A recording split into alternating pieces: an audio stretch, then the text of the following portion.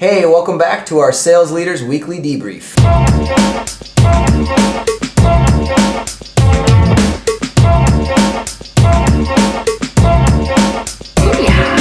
So what we're going to talk about today is we're going to talk about how to find the rock star for your group. And Jesse and I hear it all the time from sales managers where they've got one or two guys that really make it work, that have it.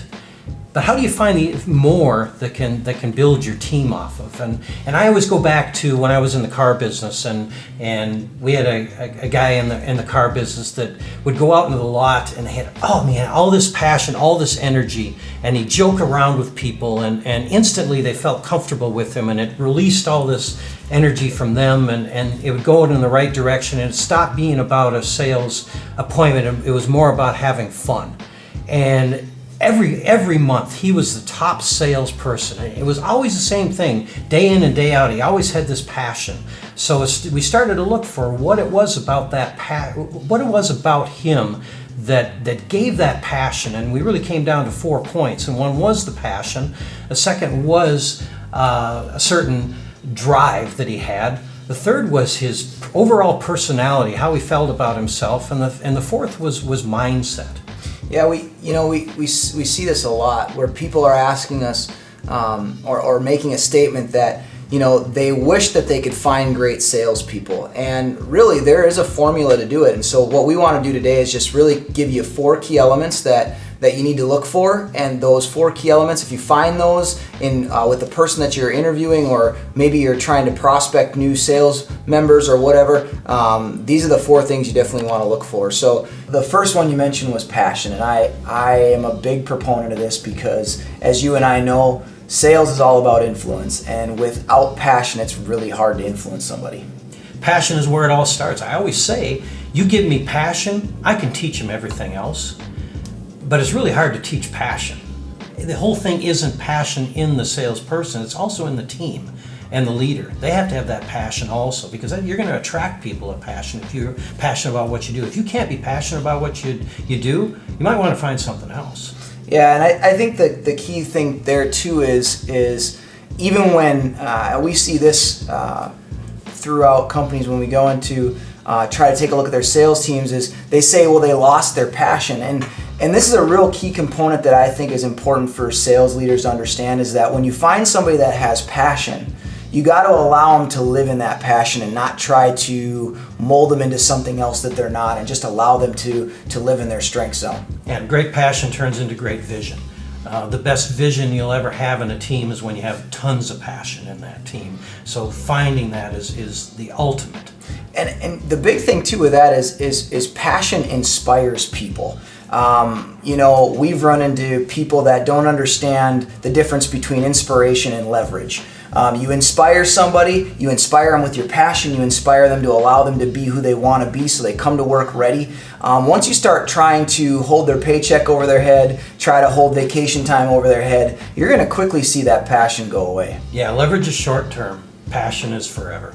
And the more passion there is, the stronger it gets. That next element that you mentioned too was drive, and the drive is all around dreams and goals. And it's so important that people have a dream or a goal that's beyond their job.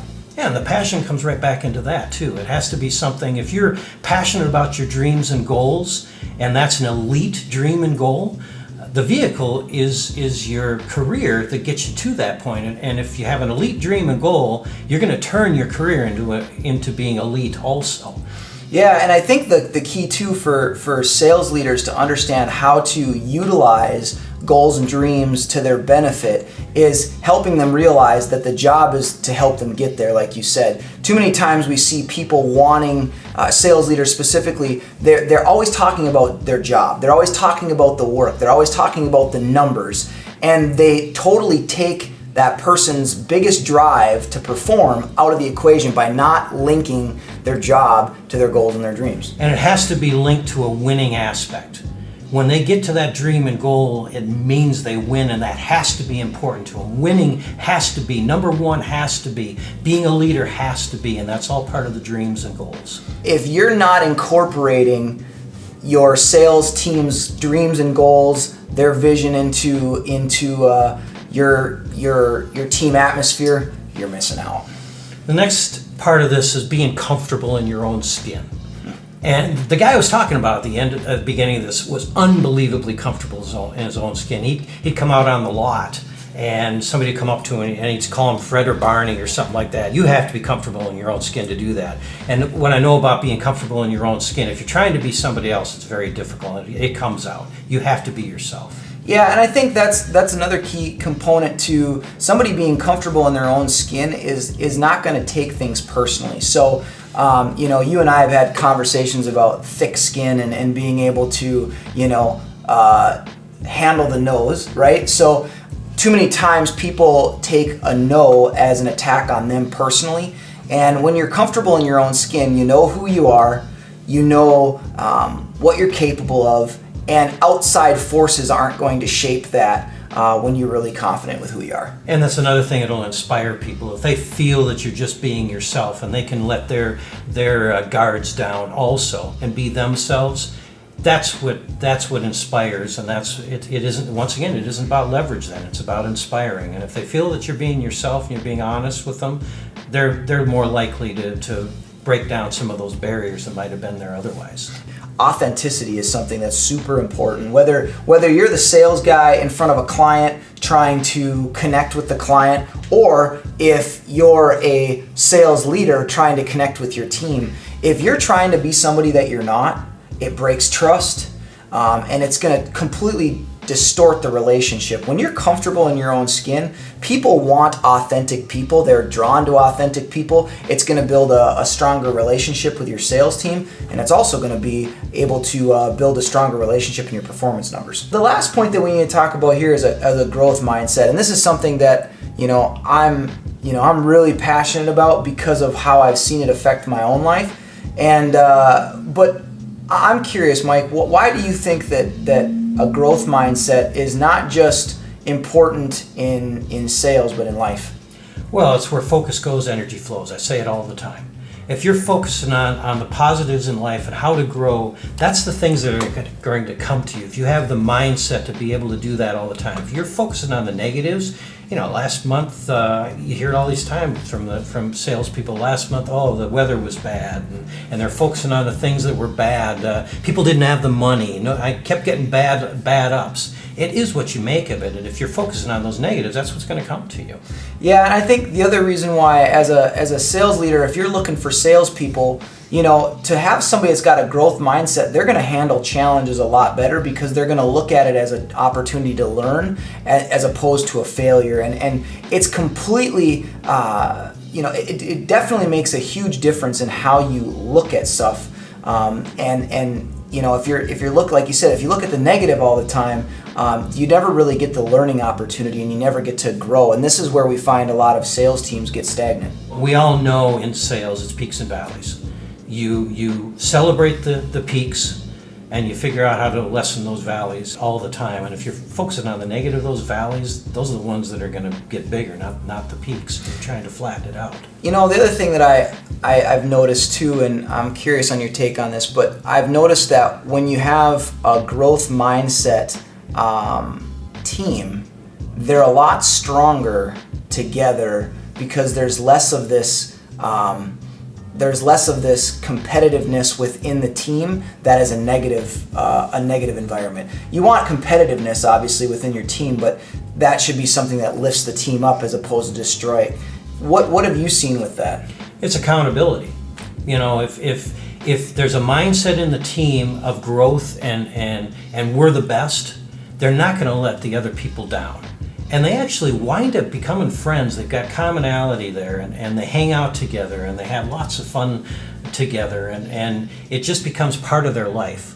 And when they go home, it's happier at home. All of that just feeds off of it itself. And I'm sure you've experienced situations where home life has something to do with it also. Yeah, I mean, you can't, we say this all the time, you can't separate work from life. Your home life from your work life. The whole, advice to leave your personal problems at the door of the job just doesn't work because we are people no matter where we're at. You're going to make sure that your salespeople or your team they look at their life as that, a whole person, and that they're not trying to segment stuff, and they're going to take care of their home life just as good as they're going to take care of their business life. Yeah, it's that elite mindset that goes into everything else. Discipline is a big part of this. Discipline, if you have one area of your life that isn't disciplined, it starts to spill into other areas of your life. It has to take over your whole life. You got to have that elite mindset. If you believe you're elite, you will become elite. So again, the 4 key elements to making sure that you're finding rock star salespeople is you want to make sure that they have passion. You want to make sure that they have goals and dreams or a drive beyond their job. You want to make sure that they're comfortable in their own skin, they've got confidence, and you want to make sure that they have a growth mindset. If you have somebody that has those 4 key elements sitting across the table from you, you've got a rock star sitting in front of you. So I hope that today helped you guys get some insight as to how to hire better people. And if you're a salesperson looking for a team to join, you want to make sure that the person that's hiring you has these same 4 focuses as well. So I'm really curious though, if you guys have questions or maybe a topic that you'd like some advice on, why don't you send us an email? You can send it to jesse@inspiredmotivatedleadership.com, and we'd love to hear from you and answer any questions for you that we can. Thank you for joining us for another episode of Sales Leaders Weekly Debrief. We'd love to hear your comments about rock stars that you've noticed in the industry in the comment sections down below. If you're looking to hire your next rock star and you're looking for a checklist of what to look for, go to inspiredmotivatedleadership.com/rockstar-checklist. Hey, thanks for stopping over at Inspire Motivated Leadership's YouTube channel. If you like what you saw, don't forget to subscribe right here. And if you want to watch another episode, go ahead and click right here, and we'll see you next time.